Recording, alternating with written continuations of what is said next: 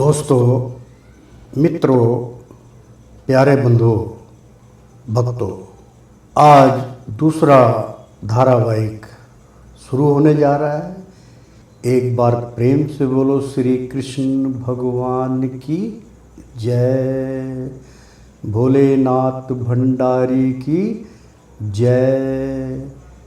मित्रों, पिछले धारावाहिक में हमने आपको वाणी के बारे में बतलाया था कि मनमोहन को एक आकाशवाणी हुई, बड़ी मधुर थी, और उसके मधुर वाणी का यानी कि मनमोहन ने आकाशवाणी को दोबारा आग्रह किया, हे ईश्वर, हे प्रभु, हे मेरे गिरधर गोपाल, एक बारी और क्या ऐसी मेरे कानों में मधुर वाणी घोलने की कृपा करेंगे, एक बार और मुझे अवसर प्रदान कर दीजिए।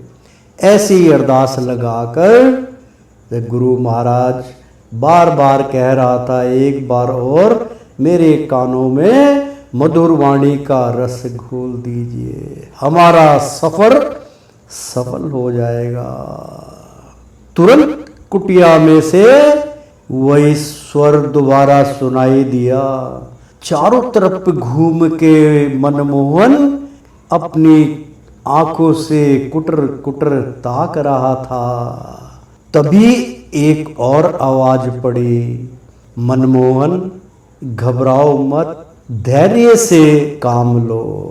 धैर्य से काम लेना उसके बस की बात नहीं थी। वो अचरज में था कि इतने घोर जंगल में, पहाड़ी के बीचों बीच जहाँ मेरा आस्था है, वहाँ पर ऐसी अमृतवाणी, ये अद्भुत चमत्कार तो प्रभु आपका ही हो सकता है। ऐसे ऐसे विचार उसके मन में आ रहे थे। जब अंदर से आकाशवाणी हुई, घबराओ मत और धैर्य के साथ कुटिया का द्वार खोल लो, मनमोहन के अंदर के विचार उत्पन्न हुआ कि ये क्या करिश्मा है, ये कुटिया के अंदर से कैसी वाणी सुनाई दे रही है।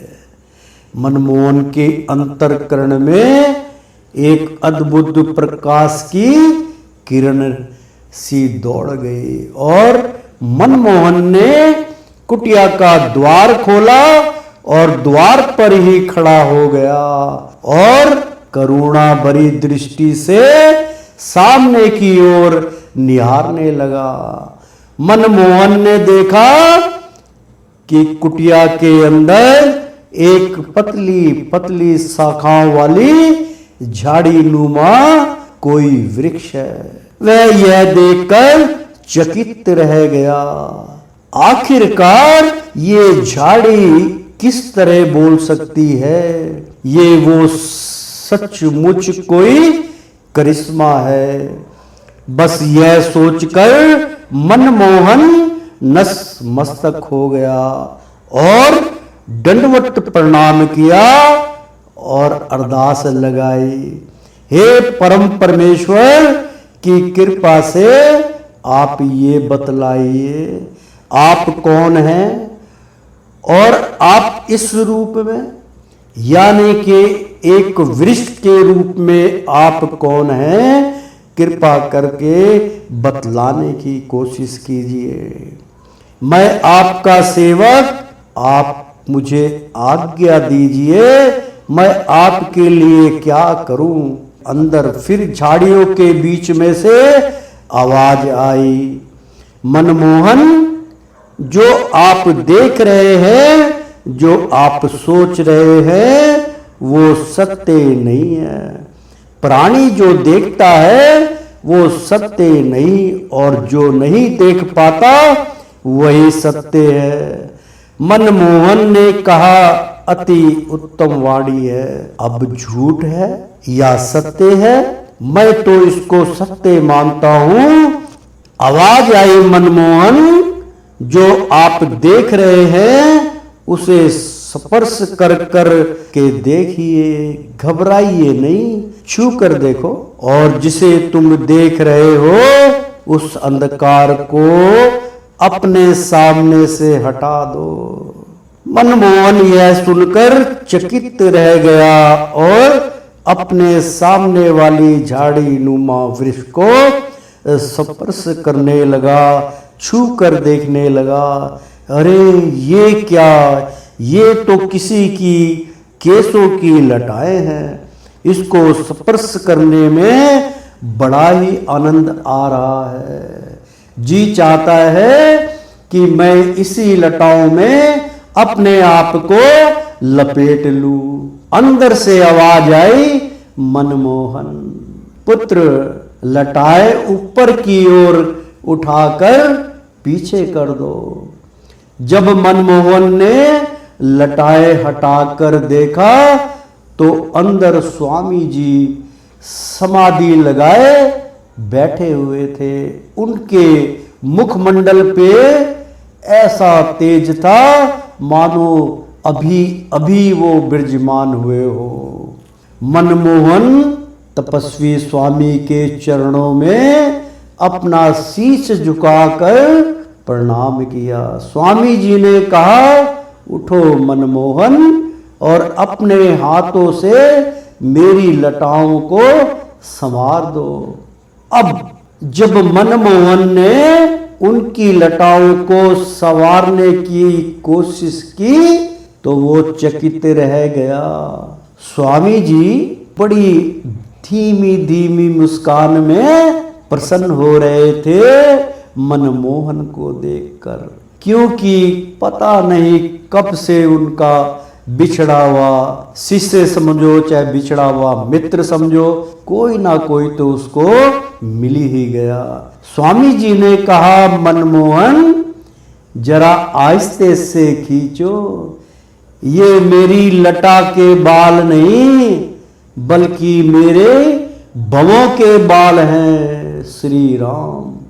मनमोहन ने कहा, स्वामी ये तो इतनी लंबी है कि कुटिया के बाहर मटके में पड़ा हुआ जल तक अपने में समेट कर आप तक पहुंचा सकती है, और आपकी दाढ़ी और केस तो एक समान लगते हैं। स्वामी जी ने कहा, आहा कितनी मधुर वाणी बोलते हो मनमोहन, तुम बहुत थक गए होगे, तनिक विश्राम कर लो। मनमोहन ने कहा, गुरुजी मैं बिल्कुल स्वस्थ हूँ, आप केवल सेवा का मौका दीजिए, मैं इस वक्त आपकी शरण में आया हूँ। स्वामी जी ने कहा, पुत्र ये जो आपने कहा यह बिल्कुल सत्य है। मेरी भवें जल की पूर्ति करती थी, परंतु कुछ समय पश्चात मटके का पानी, मटके का जल सूख गया। कई अरसा बीत चुका है, मटके का जल खाली हो गया। पहले कभी इस रास्ते से राहगीर गुजरते थे, पैदल पथ चलते थे, तब कोई ना कोई राहगीर यहाँ मेरी कुटिया में विश्राम करते थे और मटका भर जाते थे, परंतु अब मेरी लटाएं वो सारा काम करती है। जैसे कुछ दूरी पर कुटिया के बाहर नदी है, मेरे तपोबल से वो नदी कभी नहीं सूखती। मेरी लटाएं वहां जाकर जल लाकर मुझे स्नान करा देती हैं। जब मैं समाधि में विलीन होता हूं तो मेरे पीछे से यही लटाएं हमारा पालन पोषण करती हैं। देखना चाहते हो तो मनमोहन अपने नेत्रों से देखो। और स्वामी ने अपनी लटाओं को निचोड़ करके दिखाया तो उसमें से भल भल जल बहने लगा। उस अमृत को मनमोहन ने अपने दोनों हाथों में लेकर उसका सेवन किया। उसके छींटे अपने शरीर पे मारकर आनंदमय हो गया। मनमोहन ने कहा, गुरुजी, ऐसा स्वादिष्ट अमृत तो मैंने कभी नहीं पिया। सचमुच ये तो अमृत पान है गुरुदेव, मैं तो तृप्त हो गया। गुरुजी, मैं तो तृप्त हो गया, परंतु गुरुजी, आप समाधि में कितने घंटे विलीन रहते हो? 2 घंटे या 4 घंटे? यह सुनकर स्वामी जी जोर जोर से हस्तान करने लगे। मनमोहन ने कहा, मुझसे कोई भूल हो गई? स्वामी जी, यदि मुझसे कोई भूल हो गई हो तो मैं क्षमा चाहता हूं और मुझे क्षमा कर दीजिए। स्वामी जी बोले, नहीं पुत्र, समाधि की पहली सीढ़ी है, आपको क्रोध नहीं आना चाहिए। यदि आपको क्रोध आता है तो आपके 100 दिनों की शांति को एक बार के क्रोध में दफन कर देता है, आपकी शांति भंग हो जाती है। तो मनमोहन, क्रोध कभी मत किया करो, और मैं क्रोध कभी नहीं करता, मुझे क्रोध कभी नहीं आता। क्रोध आना भी एक इंसान का स्वभाव है, और इंसान जो है, प्राणी जो है, वो अपने स्वभाव बदलने में असमर्थ है। वो अपना स्वभाव नहीं बदल सकता। वो चाह के भी अपने स्वभाव को बदलने की कोशिश करता है, परंतु निष्फल हो जाता है। मैं तो केवल इसलिए हंस रहा था कि तुम्हारे मुख से समाधि की अवधि केवल 2-4 घंटे की है। मनमोहन ने धीमे स्वर में कहा, गुरुदेव, मैं एक ऐसी नगरी से आया हूं जहां लोग बड़े बड़े गुरुओं की संगत में रहते हैं। वो तो कहते हैं, आप नाम जपो, आपको भगवान के दर्शन होंगे। उसी नगरी में तो लोग प्रातः काल 5 मिनट ही सुमरण करते हैं और 5 मिनट संध्या पूजन करते हैं। कई प्राणी तो भगवान के घरों में जाकर, यानी मंदिर में, गुरुद्वारों में जाकर केवल बाहर से ही हाथ जोड़कर प्रणाम करके चल देते हैं। ज्यादा से ज्यादा 1 मिनट वही उसी में अपने आप को संतुष्ट मानते हैं। मैंने तो 2-4 घंटे बहुत अधिक बतलाए हैं स्वामी जी। स्वामी जी ने कहा, पुत्र, तुमने सत्य कहा कि वह 1 मिनट में संतुष्ट हो जाते हैं। तुम्हारी नगरी के प्राणी पूरे जीवन काल में, यानी जीवन के अंत तक, केवल मात्र ईश्वर से 2-4 ही घंटे सुमरण कर पाते हैं। तात्पर्य कहने का ये हुआ कि उनके जीवन काल में उनके खाते में केवल 2-4 घंटे ही परमात्मा के खाते में जमा होते हैं। मात्र ईश्वर से 2-4 ही घंटे सुमरण कर पाते हैं, अन्यथा भगवान से जुड़ने के लिए कई युग बीत जाते हैं। तुम तो समाधि की स्थिति केवल 2-4 घंटे की बात कर रहे हो। जब हम समाधि में जाते हैं तो हम किसी और लोक में भ्रमण करते हैं और समाधि के उस आनंद में प्रवेश कर जाते हैं जो ज्ञान और आनंद से परे है। समाधि में जो आनंद को हम महसूस करते हैं, उस स्थिति के आनंद का हम बखान नहीं कर सकते। वो तो प्राणी को स्वयं अनुभव करना पड़ता है। और उस आनंद की अनुभूति की कोई सीमा नहीं होती है। कई बार तो ऐसा होता है कि प्राणी की आत्मा परमेश्वर में इतनी विलीन हो जाती है कि वो अपने शरीर को भूल जाती है और उनके शरीर को पार्थिव शरीर समझकर उस शरीर का अंतिम संस्कार भी कर दिया जाता है। परंतु तत्पश्चात भी वो आत्मा दिव्य आत्मा स्वरूप धारण करके समाधि में विलीन रहती है। इसी प्रकार से युग के युग बदल जाते हैं, फिर वह अपना स्थूल देह कभी प्राप्त नहीं कर पाती। उसी को मुक्ति और परम आनंद कहते हैं।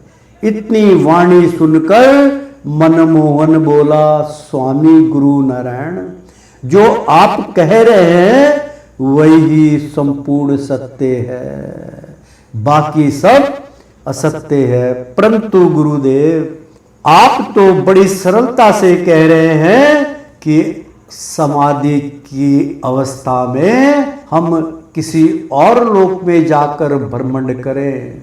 एक साधारण प्राणी प्रभु जब उसने किसी लोक को देखा ही नहीं, केवल कल्पना की है, तो उस लोक में कैसे प्रवेश करेगा। गुरुदेव कहने लगे, पुत्र आपने बड़ा अच्छा प्रश्न किया, तो इसका जवाब भी सुन लो।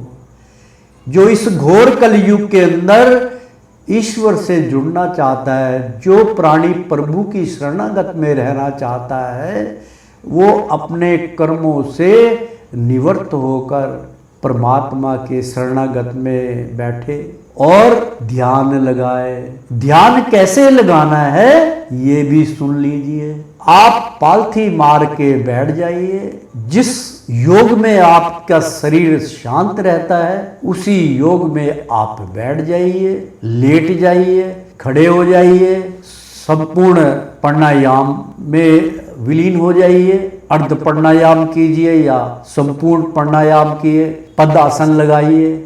उस आसन लगाने की एक संपूर्ण विद्या होती है कि दोनों हाथ आप घुटने पे रख लीजिए और हाथ खुले करके और तर्जनी उंगली को अंगूठे से दबा लीजिए। 3 उंगली जो है वो बाहर की तरफ सीधी कर लीजिए और फिर ध्यान योग में प्रभु की लगन में डूबिए। सर्वप्रथम आप अपने गुरु का नाम लीजिए, गुरु का वंदना कीजिए, गुरु के नाम का 5, 7, 11, 21 पाठ कीजिए। उसके बाद अपने इष्ट देव को याद कीजिए। आप अपने जो भूल जाते हैं कि अपने इष्ट को, अपने कुल देवता को सुमरन नहीं करते, वो अपने कुल देवता को सुमरन करें।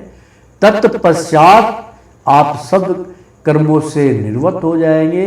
फिर आप अपने ध्यान त्रिकुटी में ले जाइए। त्रिकुटी भवों के ऊपर होती है, जहाँ आप तिलक करते हैं वहाँ पे अपना ध्यान केंद्रित कर दीजिए। वहाँ पे भगवान शिव के आपको दर्शन होंगे।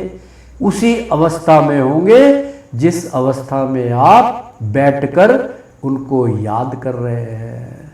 और आप अपने आप को, अपने सूक्ष्म देह को लेकर और सीधा वन में चले जाइए। रास्ते में आपको वृक्ष मिलेंगे, रेंगते हुए सरफ मिलेंगे, दरिया मिलेगी। बहुत से आनंद में आप ईश्वर को याद करते जाइए कि हे प्रभु, मुझे तो आपके अपार दर्शन चाहिए। आप चलते जाइए तो आपका ध्यान बिल्कुल उसी लोक में पहुंच जाएगा। प्रभु की कभी ना कभी कृपा हो जाएगी और आपको दर्शन प्राप्त होंगे। प्रेम से बोलो श्री कृष्ण भगवान की जय। गुरुदेव आप यह बतलाइए, आप मेरा नाम कैसे जानते हैं? और आपने अपनी पहली वाणी में यह कहा था, आगे मनमोहन बहुत इंतजार कराया आपने। आप मुझे कैसे जानते हैं परवरदिगार, हे ईश्वर, हे परम देवता, हे प्रभु, आप मुझे कैसे जानते हैं? मैंने तो प्रभु आपको पहली बार आपके दर्शन किए हैं, पहली बार आपके समक्ष आया हूं। मैं कहाँ कोसों दूर से चलकर बियाबान जंगल में आपके दर्शन मात्र से पहली बार आपके दर्शन किए, और प्रथम बारी में मुझे आपके दर्शन प्राप्त हुए। मुझे प्रथम बारी में सब कुछ प्राप्त हो गया। ना जाने मैंने कौन से जन्मों में भगवान से जुड़ने का सौभाग्य प्राप्त किया था, जिसका फल अब जाकर मेरी झोली में आया है। मैं धन्य हो गया। स्वामी जी ने यह वचन सुने तो अति अंत प्रसन्न मुद्रा में आ गए और कहने लगे, मैं तुम्हें सब कुछ बतला दूंगा जो तुम मुझसे जानना चाहते हो कि मेरा तुम्हारा क्या तालमेल है, कौन से जन्मों का बिछड़ा हुआ संग है। मैंने तुम्हें तुम्हारा नाम लेकर कैसे पुकारा, सब कुछ बतलाऊंगा, क्योंकि अब तुम मेरी शरणागत में हो। पहले तुम बतलाओ, तुम यह भवसागर के माया जाल को काट कर यहां तक कैसे पहुंचे। यह सुनकर मनमोहन ने कहा, गुरुदेव आप तो साक्षात शंकराचार्य हैं। जैसे भगवान शंकर शिव नारायण अपनी समाधि में चले जाते हैं, उसी प्रकार से आप हैं। मैं भी आपको यह बतलाऊंगा कि मैंने यह भवसागर के माया जाल को कैसे काटा और आप तक पहुंचने के लिए कितने विलंब सहन किए। परंतु गुरुजी, पहले मैं आपसे कुछ प्रश्नों के उत्तर चाहूंगा। यदि मैंने अभी नहीं पूछे तो हो सकता है मैं भूल जाऊं, इसलिए मुझे अनुमति दीजिए। क्या मैं आपसे कुछ ज्ञान प्राप्त कर सकता हूं? मनमोहन, तुम बड़े भोले हो। तुम प्रश्नों का उत्तर जानने के लिए बड़े इच्छुक हो। मुझसे आप अपने प्रश्नों का उत्तर लेने के लिए अपने प्रश्न पूछ सकते हो। इस वक्त हम समाधि से जाग गए हैं। पहले हम स्नान करेंगे, फिर भोजन करेंगे और उसके बाद हम आप दोनों मिलकर आपसी सत्संग करेंगे। फिर हम आपको उसके बाद 2:30 बजे अर्धरात्रि को हम आपके प्रश्नों का उत्तर देंगे। मनमोहन बोले, जैसी आज्ञा गुरुदेव, मैं आपके लिए जल की व्यवस्था कर देता हूं। स्वामी शंकराचार्य गुरु महाराज बोले, नहीं, आप केवल हमारे साथ साथ रहिए, हम गंगा में स्नान करेंगे। हरि ओम। यह भी अनोखा चमत्कार था। मनमोहन ने देखा कि महात्मा की लटाएं गंगा नदी में जा रही हैं और हाथी की सूंड के समान जल भरकर महात्मा जी के ऊपर डालकर स्नान करा रही हैं। ऐसा अनोखा चमत्कार देखकर मनमोहन चकित रह गए और महात्मा के सामने उनके चरणों के बार बार नतमस्तक हो गए और सोचने लगे कि भगवान, मुझे तेरी कृपा से मेरी मंजिल मिल गई और आस्था के साथ महात्मा जी के साथ उनकी सेवा में अपने आप को अर्पण हो गया। एक दिन की बात है कि महात्मा अति अंत प्रश्न मुद्रा में बैठे थे। तभी मनमोहन ने कहा, स्वामी मैं आपके लिए जल लाऊं? अति अंत मुद्रा में स्वामी महात्मा बोले, मनमोहन हमारे निकट आओ, बैठो और जो प्रश्न आपने पूछने थे वो पूछो जो तुम पूछना चाहते हो। मनमोहन ने कहा, गुरु महाराज मैं धन्य हुआ आपकी शरणागत पाकर। भक्त और भगवान का मेल, भक्त और गुरु का मेल। गुरु ने कहा कि मनमोहन आप अपने दोनों प्रश्न मुझसे पूछ सकते हैं। गुरुजी मेरे केवल 2 प्रश्न हैं जो मुझे रास्ते में प्राप्त हुए थे, जिसे मैं देखकर अचरज में पड़ गया था। मेरा पहला प्रश्न है, मैं यहाँ थोड़ा सा ब्रेक करूंगा कि गुरु महाराज ने जो 2.5 घड़ी के लिए समय चुना था, उस समय का क्या महत्व है। मित्रों, भक्तों और मेरे बुजुर्ग माता बहनें, सर्वप्रथम सब प्राणियों के लिए ये बड़ी ध्यान देने वाली बात है। इसको बहुत ध्यान से सुनिए। ये परमात्मा के मुख की वाणी है, दुर्लभ वाणी है। कृपया अपने कानों में इसकी भनक को पढ़ने दो। इस घोर कलयुग के अंदर प्रति एक प्राणी दुखों का सामना करता है, चाहे वो स्वस्थ है, चाहे उसको माता पिता की सेवा पुत्र से मिल रही है, या फिर परिवार में जो रहने वाला व्यक्ति है, जो जिम्मेदार है। कई बार क्या होता है कि उनकी धर्म पत्नी जो है वो कटाक्ष मारेगी, बच्चे कुछ बोलेंगे, जिसकी जरूरत पूरी नहीं होगी वो आपको अनब शनप बोल ठिठोरा करेंगे। आपके मन में कई बार विचार आता है। कई प्राणी ऐसे हैं जो वृद्ध अवस्था में होने के पश्चात भगवान से सारी जिंदगी नहीं मिल पाए और अंत समय में मिलने की कोशिश करते हैं। उनको सब कुछ प्राप्त होने के बाद भी संशय का विषय रहता है और कुछ ना कुछ वो अपने मुख द्वारा ऐसे अनब शनब शब्द निकालते हैं, जिसके कारण उनके बच्चों को बड़ा पीड़ा पहुंचती है, दुख पहुंचता है। तो मित्रों, चाहे स्त्री हो चाहे पुरुष हो, सबके मन में कुछ ना कुछ विचारों की उत्पत्ति होती है और उनके मन के अंदर कुछ प्रश्न गूंजते हैं, जिन प्रश्नों का उल्लेख या उत्तर कोई नहीं दे पाता। गुरुजन भी उसी भाव से उसको उत्तर देते हैं, लेकिन वो उस उत्तर से सैटिस्फैक्शन उसको नहीं मिलता है, संतुष्टि उसको प्राप्त नहीं होती है। वो फिर उलझता रहता है कि यार गुरु ने कहा, मैं गुरु की वाणी को कैसे मिथ्या कर सकता हूँ। तो वो उसको मान लेता है लेकिन संतुष्ट नहीं होता। तो मित्रों, यहाँ पे परमात्मा भगवान अमृत बिखेर रहे हैं। वो आपको एक ऐसा ज्ञान प्रदान कर रहे हैं कि उस ज्ञान को आप बांध लीजिए गांठ, समझे। वो ऐसा ज्ञान है, आपको उलझने की आवश्यकता नहीं, आपको किसी भी धर्म स्थल पे समाधि पे जाने की आवश्यकता नहीं।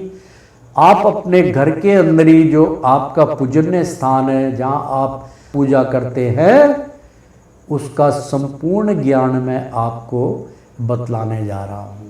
रात को सारे कार्य से निवृत्त हो जाइए। जब आपका सोने का वक्त हो या पूजा पाठ कर लीजिए। सब कुछ करने के पश्चात आप अगर धरती पे आपका बिस्तर है या पलंग पे आपका बिस्तर है या आपका कहीं भी जहाँ आपका सोने का आशियाना है, उसके लिए स्थान की कोई आवश्यकता नहीं। केवल मैंने पहले भी बतलाया कि उसमें किसी प्रकार का शरीर को कष्ट नहीं देना है। सारे कर्मों से निवृत्त होकर फिर आपने चौकड़ी मार के, जैसे मैंने पहले आपको बतलाया है, उसी तरीके से पालथी मार लीजिए और दोनों हाथों की 3-3 उंगलियां खोल दीजिए। हथेली दोनों घुटने पे रख दीजिए और हाथ फैलाइए। मुट्ठी बंद मत कीजिए और हाथ फैला के आपने क्या कहना है ध्यान से सुनिए। पालथी मार के, क्योंकि आदेशकारी ही आपको उस मार्ग तक ले जाएगा। जब तक त्रिकुटी से आदेश नहीं होगा आपका शरीर का कोई भाग काम नहीं करेगा। आप ध्यान की करेंगे, आंखें थोड़ी सी बंद करेंगे तो आपको भगवान शिव तत्काल दर्शनार्थ होंगे। जिस अवस्था में आप बैठे हैं उसी अवस्था में भगवान शिव के त्रिकुटी में दर्शन होंगे। उनको आप प्रणाम कीजिए, क्योंकि आपका सूक्ष्म जो है उस टाइम भगवान के शरणागत में होगा। और उनको दंडवत प्रणाम कीजिए। फिर आप बोलिए, हे भारी मन, आपने पूरे समय में प्रातः काल से लेके संध्या काल तक मेरे शरीर का बहुत अनमोल कर्म किया। मैं उसका कोटि कोटि धन्यवाद करता हूँ। आपने दुख को भी झेला, सुख को भी झेला, तत्पश्चात मनोरंजन भी किया। कुछ गुस्सा किया, कुछ शांत किया, सब कुछ आपने सहन किया केवल मेरे स्थूल देह के लिए। तो मैं आपका कोटि कोटि धन्यवाद करता हूँ और आपसे हाथ जोड़ के विनती करता हूँ, हे मेरे भारी मन, आप थक गए हो, अब आपको विश्राम करने की आवश्यकता है।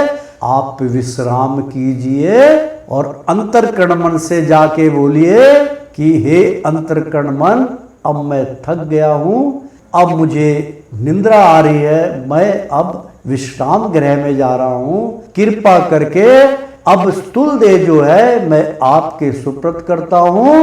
आप जागृत हो जाइए और जो मेरे स्थूल देह को चाहिए, जो मेरी आत्मा को चाहिए, वो सुन लीजिए। उसके बाद अपने याद रखना इस बात को कि कोई कल्पना कृत नहीं करना है, कोई अजमाने की कोशिश नहीं करना है। वास्तव में आपका यदि कोई प्रश्न अटका हुआ है तो आप उस प्रश्न को कीजिए। केवल एक बार में आप 3 प्रश्न पूछ सकते हैं। 3 प्रश्न आप रख दीजिए, कोई भी प्रश्न आपके अंतर्करण में है, और उसको कहिए प्रश्नों को कि मुझे आज रात्रि में इन प्रश्नों का प्रभु उत्तर चाहिए। इस संसार में मेरे प्रश्नों का कोई भी उत्तर देने वाला प्राणी नहीं है, इसलिए मैं आपको अपना साक्षात्कार मानकर, मैं अपनी आत्मा का साक्षात्कार मानकर आपसे हाथ जोड़ के विनती करता हूं कि आप मुझे ज्ञान प्रदान करें, मुझे मार्गदर्शन दे, मेरे प्रश्नों का उत्तर देंगे। जो प्रश्न का उत्तर मुझे मिलेगा मैं उसी चल कदमों पे अपने जीवन को व्यतीत करूंगा। मैं आपको कोटि कोटि प्रणाम करता हूं। इतने वचन कहकर आप नींद मुद्रा में चले जाइए, आप आराम कीजिए, सो जाइए। आपको 3 दिन के अंदर अंदर ये सारे प्रश्नों का उत्तर मिलेगा। यदि आपके किसी प्रश्न का उत्तर ना मिले तो हमारी वेबसाइट पे आप अपना क्वेश्चन पूछ सकते हैं। हम उसको किसी भी एपिसोड में उसका जवाब आपको संपूर्ण रूप से दे देंगे। तो प्रेम से बोलो, एक बार बोल दो ना, राधे राधे। ओ श्रीमन नारायण नारायण हरि हरि, तेरी लीला सबसे न्यारी न्यारी, बोलो हरि हरि। एक बार प्रेम से बोलो श्री कृष्ण भगवान की जय। मित्रों, अगले एपिसोड में हम फिर आपके भाग्य को उज्जवल करने के लिए, प्रकाश की ओर ले जाने के लिए एपिसोड आपके सामने पेश करेंगे।